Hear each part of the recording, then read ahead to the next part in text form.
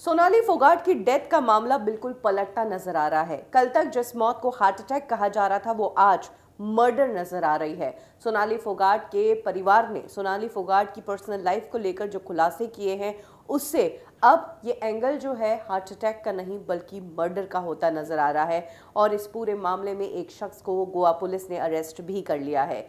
सोनाली फोगाट की गोवा में heart attack के कारण डेथ हो गई, लेकिन डेथ के बाद सोनाली की फैमिली सामने आई। उन्होंने कहा कि ये डेथ नहीं है, सोनाली तो परफेक्टली फाइन थी। सोनाली के साथ कुछ लोग हैं जो उसकी जान लेना चाहते हैं, उसकी प्रॉपर्टी हड़पने के लिए। और आज सोनाली फोगाट के भाई रिंकू ढाका ने कहा है कि सोनाली फोगाट की हत्या का जिम्मेदार उसी का पीए सुधीर सांगवान है। सुधीर सांगवान ही वो शख्स था जो सोनाली के साथ गोवा में था और सोनाली की डेथ की जानकारी सुधीर ने ही सोनाली की फैमिली को दी।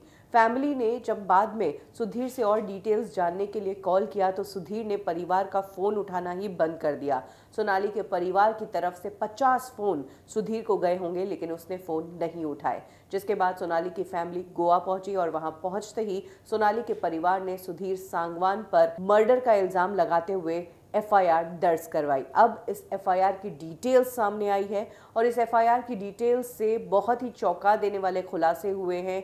इस एफआईआर में ये तक कहा गया है कि 3 साल पहले सुधीर सांगवान जो कि सोनाली का पीए है, उसने सोनाली को नशीली दवा देकर सोनाली का रेप किया और उसका वीडियो बना दिया और इस वीडियो के बेसिस पर वो सोनाली को लंबे समय से ब्लैकमेल कर रहा था। सोनाली के ATM cards, credit debit cards, bank accounts, lockers, बंगले की चाबी, कार की चाबी, ये सारी चीज़ें सुधीर के पास ही रहा करती थी। रिंकू ढाका ने अपनी एफआईआर में ये भी बताया कि 2021 में सोनाली के घर पर चोरी हो गई थी और बाद में पता चला कि ये चोरी सुधीर ने ही करवाई थी, क्योंकि उनके घर में जो कुक था, जो नौकर था, वो सुधीर के ज़रिए था और उसी ने ये चोरी की थी। इतना ही नहीं, सोनाली ने अपनी डेथ से एक दिन पहले परिवार को 4-5 फ़ोन किए, नॉर्मल कॉल्स थे ये।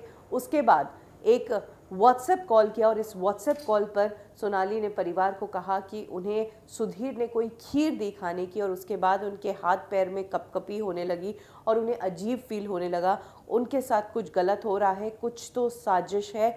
इसके बारे में सोनाली ने परिवार को ज़्यादा खुलकर नहीं बताया क्योंकि कॉल पर पीछे से सुधीर की आवाज़ आ रही थी और सोनाली ने परिवार वालों को ये कह दिया कि मैं बस कुछ ही दिनों में घर आ रही हूँ, मैं आपको सब कुछ बताती हूँ। सुधीर सोनाली की उस वीडियो के ज़रिए सोनाली को बार बार ब्लैकमेल करता था और इस वीडियो के नाम पर कई बार उसने सोनाली का रेप भी किया और इस वीडियो के दम पर वो सोनाली को ये तक धमकी देता था कि तेरा राजनीतिक और एक्टिंग करियर तबाह कर दूंगा। परिवार ने ये भी बताया कि सुधीर ने उन्हें झूठ बोला था कि गोवा में शूटिंग है।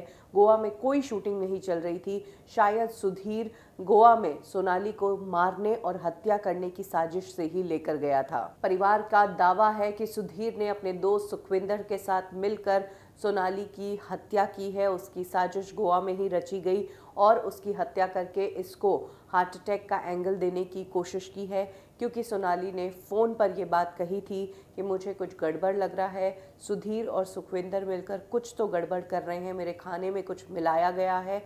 और अगले दिन परिवार वालों को डायरेक्ट सोनाली की डेथ की खबर दी गई, कहा गया कि यह हार्ट अटैक है और उसके बाद सुधीर ने परिवार वालों के फ़ोन्स उठाने बंद कर दिए। अब ये एफआईआर दर्ज हो चुकी है। सुधीर को गोवा पुलिस ने डिटेन कर लिया है।